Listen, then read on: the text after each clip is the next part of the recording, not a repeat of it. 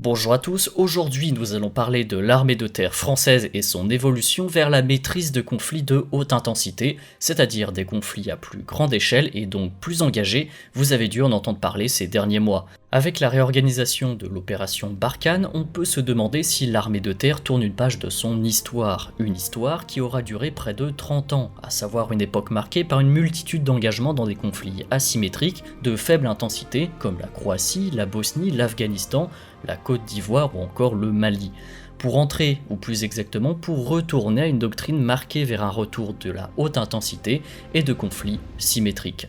Les différentes interventions du général Burkhard, ancien chef d'état-major de l'armée de terre et depuis peu chef d'état-major des armées, sont éclairantes concernant la nouvelle perception des défis qui attendent l'armée de terre pour les prochaines décennies. Par exemple, je cite, « Nous engageons 5000 hommes au Sahel, à la demande de l'État malien et du G5 Sahel, pour les aider dans la lutte contre le terrorisme. En comparaison, en octobre 2019, la Turquie a conduit une opération sur un front de 300 km de large, une vingtaine de jours, avec comme objectif de conquérir une zone tampon d'une trentaine de kilomètres de profondeur. Elle a engagé 80 000 hommes dans cette opération, des véhicules blindés, des chars de combat Léopard, des drones et des pièces d'artillerie. » Ceci avant d'ajouter: j'estime qu'au vu de l'environnement international, il est nécessaire de réapprendre la grammaire de la guerre de haute intensité. Et on comprendra que la décennie 2020 donne à nos états-majors l'occasion de repenser le futur des conflits, car en plus de l'opération turque dans le nord de la Syrie par exemple, on peut aussi mentionner la démonstration de force entre les armées ukrainiennes et russes à la fin du printemps 2021 où près de 200 000 hommes se faisaient face de part et d'autre de la frontière ukrainienne. Mais il nous faut repartir quelques années en arrière pour trouver les germes du retour de la haute intensité. Depuis 2014, nombreux ont été les événements géopolitiques et sécuritaires qui ont amené à une profonde réflexion stratégique sur l'avenir de l'armée de terre française. On peut notamment citer chronologiquement le déploiement de troupes russes en Crimée au printemps 2014, symbole d'une Russie à l'outil militaire restauré, le conflit dans le Donbass qui montrera que l'action de l'artillerie lourde et des chars de combat conserve toute sa pertinence même au XXIe siècle, l'intervention russe en Syrie en septembre 2015 qui est venue casser le monopole occidental de l'intervention militaire de type overseas dont on a beaucoup parlé sur la chaîne avec notamment la projection de puissance, voire nos anciennes vidéos, et plus largement les vagues d'attentats qui ont traversé l'Europe qui ont rappelé aux opinions publiques ouest européennes que le monde est un endroit dangereux et que l'angélisme pouvait avoir des conséquences imprévues. Le retrait partiel aussi depuis 2016 des États-Unis et des problématiques européennes et méditerranéennes pour se concentrer dans la zone Asie-Pacifique laisse le champ libre à des puissances régionales comme par exemple la Turquie, l'Égypte ou encore la Russie pour exprimer leurs ambitions militaires et stratégiques autour de la Méditerranée, des ambitions qui bien sûr rentrent en conflit avec par exemple le statu quo voulu par les puissances historiques comme par exemple la France, l'Italie ou encore la Grande-Bretagne. Des nombreuses déclarations de l'état-major, des nouveaux grands programmes d'équipement et des nombreuses analyses d'observateurs nous retiendront qu'aujourd'hui l'armée de terre connaît une remontée en puissance et une modernisation visant à lui permettre de faire face à des conflits qui avaient disparu depuis le début des années 90.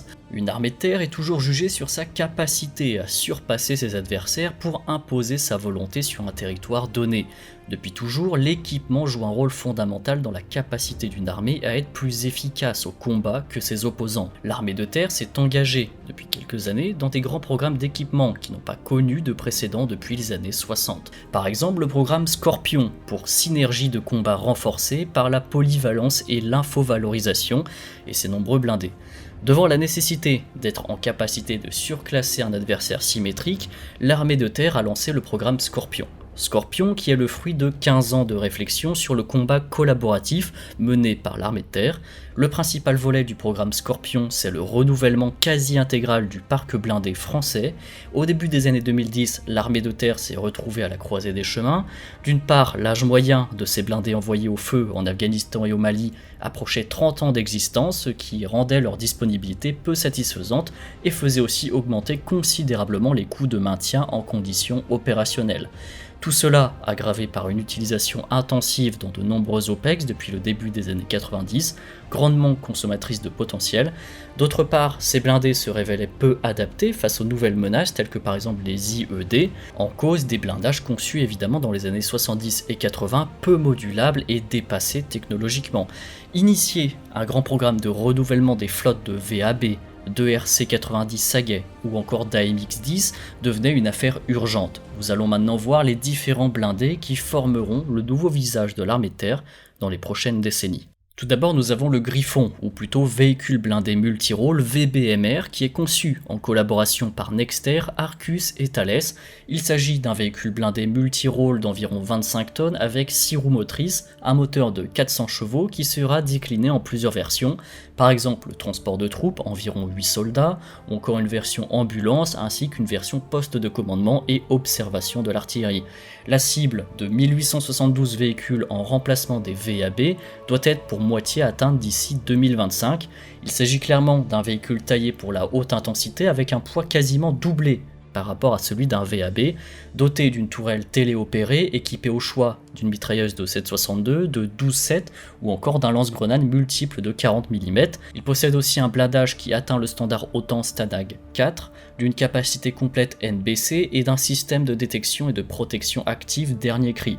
L'armée de terre a commencé à percevoir ses premiers blindés en 2019. Aujourd'hui, les livraisons approchent les 300 unités, avec pour objectif 340 unités livrées à la fin de l'année. L'armée de terre a cependant jugé judicieux de lui offrir un petit frère pour les conflits de basse et moyenne intensité, qui bien sûr ne disparaîtront probablement pas durant les prochaines décennies. Et c'est ainsi qu'on se retrouve avec le VBMR léger, qui est également aussi appelé le Serval. Donc le Serval, véhicule blindé multirôle léger VBMR-L, il devrait en avoir 978 unités. Il s'agit d'une version légère du Griffon, avec un poids qui se rapproche de celui d'un VAB, c'est-à-dire environ 17 tonnes. Il revêt probablement un aspect plus expéditionnaire que le Griffon, dans ses dimensions, sa maintenance et son poids réduit. Le véhicule blindé Serval est en fait un complément au Griffon. Il est très efficace et doté d'armements tout à fait performants, notamment une tourelle téléopérée aussi, permettant de délivrer du feu jusqu'à 1800 mètres. L'armée française est en Afrique pour longtemps, ce blindé lui sera donc très utile pour maintenir une présence dans les grandes étendues de la bande, notamment sahélo-saharienne. Les premières livraisons seront elles attendues en 2022. Nous avons ensuite le RBC Jaguar pour engin blindé de reconnaissance et de combat. Ses effectifs devraient être à 300 véhicules. Il est conçu en collaboration par Nexter, Arcus et Thales toujours, en remplacement des ERC Sagaie, des VAB Hot et de l'AMX-10 RC. Il s'agit ici d'un blindé de 25 tonnes équipé d'un canon de 40 mm et de tubes lance-missiles anti-char conçus pour des missions de reconnaissance, mais également d'aide à l'engagement et au combat. Il atteint également le standard de blindage STANAG 4, il devrait donc commencer à être livré dans les prochains mois. Enfin, nous avons le Leclerc XLR, qui est en fait la modernisation du tank principal français, le Leclerc bien sûr. Il est également inclus dans le programme Scorpion. Il s'agira ici d'une maintenance du char français au niveau de ses homologues internationaux, dont plusieurs nouveaux venus, comme par exemple les nouvelles versions du T-90M russe, le célèbre T-14 Armata ou encore le char turc Altay T1 ainsi que le futur Challenger 3 britannique. La modernisation visera en priorité à apporter des améliorations et à traiter les obsolescences comme par exemple l'adjonction de kits de surblindage, de nouvelles munitions, de brouilleurs conçus pour le combat urbain ou encore un nouveau système de navigation, une nouvelle interface entre l'homme et la machine et bien sûr son intégration à la bulle d'infovalorisation du Scorpion. Ensuite, nous avons le véhicule blindé d'aide à l'engagement, le VBAE, qui remplace en fait les VBL. Il s'agit d'un programme qui se déroulera dans la seconde phase du programme Scorpion, donc au milieu de la décennie. L'objectif est ici de trouver un remplaçant au VBL dont le blindage n'apporte pas une protection satisfaisante à ses équipages. Nul doute que le ministère des Armées aura à cœur d'accélérer ce programme si les budgets le permettent. La cible est probablement un véhicule d'environ 7 à 8 tonnes, capable de faire du renseignement et de l'appui-feu.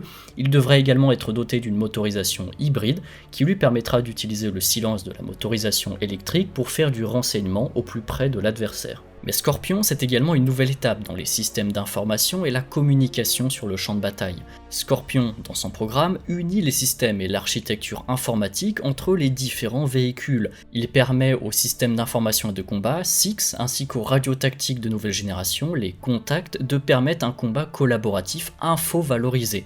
Alors qu'est-ce que le combat collaboratif info-valorisé ? Selon l'armée, c'est un combat où le partage de l'ensemble des informations captées par les différents éléments Scorpion est instantané. En d'autres termes, vous voyez directement ce que le véhicule devant vous voit, et il voit ce que vous voyez. On a fait un rapide tour de l'évolution des moyens des forces au sol, maintenant faisons un tour des forces dans les airs, et notamment avec les nouveaux systèmes de drones et les hélicoptères, dont va être dotée l'armée de terre dans les années à venir, en tout cas sur le papier. Il ne s'agit pas ici non plus de projets qui appartiennent au programme Scorpion, mais de programmes indépendants qui sont menés bien sûr sous la supervision de la DGA, et qui sont représentatifs d'une volonté d'une armée de terre française qui veut disposer d'une létalité renforcée sur le champ de bataille, c'est-à-dire une meilleure force de frappe. Tout d'abord, le Tigre Mark III. Dans le domaine des hélicoptères de combat, l'hélicoptère Tigre avait constitué, durant la décennie 2000, un véritable bond en avant pour l'ALAT. Il s'agissait de l'hélicoptère qui aurait dû arrêter les colonnes de blindés du pacte de Varsovie sur les routes de l'Europe centrale. Le Tigre, d'abord livré en version appui-protection, puis en version appui-destruction, doté du missile notamment Hellfire américain de Lockheed Martin, sera finalement déployé en Afghanistan, après l'embuscade d'Ouzbin, puis au Mali. Aujourd'hui, le Tigre a besoin d'une modernisation profonde pour rester à même de s'imposer comme une menace crédible face aux différentes forces adverses. Le programme Mark III, lancé en 2018, vise à améliorer les capacités de détection et de reconnaissance, d'identification, bien sûr son armement via la mise à niveau de son avionique, ses systèmes de communication avec la liaison 16, l'interface homme-machine et ses senseurs, beaucoup de mots difficiles je sais. Une nouvelle suite de missiles et d'obus est aussi développée par MBDA, Safran et Nexter et devrait également venir renforcer son efficacité au combat à l'horizon 2025. Nous avons ensuite le SDT, système de drone tactique patrouilleur de Safran, qui inaugurera l'année prochaine pour l'armée de terre une nouvelle ère en matière de drones, et il serait temps, si vous avez vu une de nos précédentes vidéos justement sur les drones militaires, où l'armée de terre française, et l'armée française en général, est très en retard. L'armée de terre disposera ainsi de son premier drone de renseignement à grande autonomie de haute performance et de fabrication nationale. Il s'agit d'un drone disposant d'une autonomie d'environ 15 heures de vol, capable d'emporter une charge utile de 200 kg à près de 5000 mètres à une vitesse d'environ 180 km à l'heure. Ses principales fonctions seront le renseignement, la surveillance aux frontières, la protection des forces terrestres bien sûr, ainsi que le guidage de l'artillerie. Ce qu'il faut savoir, c'est qu'il y a tout un débat autour de l'utilisation des drones. Est-ce qu'il faut les armer ou non? Est-ce qu'il faut tirer avec ou non? Etc. etc. Et ce depuis des dizaines et des dizaines d'années. C'est notamment ce qui a fait prendre énormément de retard à la France dans le domaine, un retard qu'on va sans doute combler, et de toute façon maintenant, à titre personnel, ce débat n'a plus lieu d'être, puisque l'essentiel des armées aujourd'hui se dote de drones à des fins militaires et qui sont armés. De manière plus générale, en fait, l'armée de terre va connaître une révolution dans l'utilisation des drones. Le général Burkhardt déclarait d'ailleurs en 2019 que l'armée de terre possède aujourd'hui environ 160 drones. En 2023, elle en comptera environ 1200. Alors bien sûr, l'idée qui est développée derrière, ce n'est pas d'avoir 1200 drones qui se ressemblent tous. Il y aura plusieurs drones, allant du nano-drone, tel par exemple que le Black Hornet 3, qui ne pèse que 33 grammes, jusqu'au SDT patrouilleur de 1,2 tonnes, en passant par des micro-drones de quelques centaines de grammes à quelques kilos, des mini-drones de reconnaissance, etc., etc. Et enfin, on va clôturer cette vidéo sur l'évolution des moyens de l'armée de terre vers un conflit de haute intensité avec bien sûr l'équipement individuel amélioré dans un environnement plus létal. Après le fiasco puis le succès mitigé du programme Félin, l'armée de terre a continué de proposer des améliorations importantes quant à l'équipement du fantassin avec une remise à niveau des éléments clés, de sa protection et de sa capacité à délivrer le feu sur l'adversaire. Et tout ça a commencé avec le nouveau fusil d'assaut HK416 qui est rentré en dotation dans l'armée française en 2017 pour remplacer un FAMAS certes performant et intéressant, mais il faut le dire, vieillissant et avec des composants qui ne sont plus de son temps. L'industrie de l'armement française ne s'intéresse aussi plus à la manufacture d'armes de petit calibre, elle préfère aujourd'hui les armes de haute technologie. En complément des HK416, il y a aussi de nouveaux gilets pare-balles qui ont été délivrés en 2018, qui fournissent aux combattants un confort accru, une mobilité facilitée grâce à un poids réduit et une protection par balle et balistique renforcée par rapport aux anciennes générations de vestes par balle qui avaient notamment fait polémique pendant la guerre d'Afghanistan. Il y a ensuite le développement du casque balistique F3 dont les premières livraisons ont eu lieu en 2020. Ce casque se distingue de ses prédécesseurs par l'adjonction de rails de fonction permettant la fixation d'accessoires et de petits matériels tactiques, ce qui augmente donc la capacité d'emport du casque et donc la capacité opérationnelle du combattant. Pour terminer, nous pouvons aussi mentionner les nouvelles lunettes de vision nocturne Onyx, fabriqués par Thales et livrés à partir de 2020, les treillis Ignifugé F3 qui vont constituer le treillis standard des unités de combat de l'armée de terre d'ici 2022. Il y a aussi les pistolets Glock 17 de génération 5, les fusils de précision SCAR qui eux seront livrés à partir de 2022. Alors bien sûr il faut aussi être pragmatique.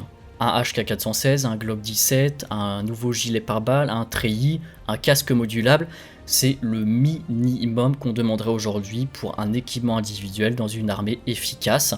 En vérité, l'armée de terre là comble tout simplement son énorme retard qu'elle a eu dans son équipement individuel les dernières décennies. Et avant de se quitter, je vous invite à voir la chaîne VOD qu'a lancée AT, qui s'appelle Mac 1 TV. Le principe est simple, si vous êtes un amoureux de l'aviation, que vous ne voulez pas vous perdre dans tout le contenu disponible sur le web, AT et toute son équipe s'occupent de garnir cette chaîne professionnelle VOD continuellement spécialisée autour de l'aviation. Vous y trouverez des documentaires, des reportages, des analyses en tout genre, des documentaires faits par AT lui-même et son équipe, mais aussi par exemple des documentaires TV ou encore des films pour créer en fait un écosystème numérique 100% axé autour de l'aviation. Il suffit de prendre un abonnement pour accéder à cette chaîne. On vous propose une formule simple avec le code TerraBellum. Vous pouvez payer un abonnement d'1 an pour 30 € au lieu de payer 6 € par mois. Le lien est en description et en top commentaire. Merci à tous.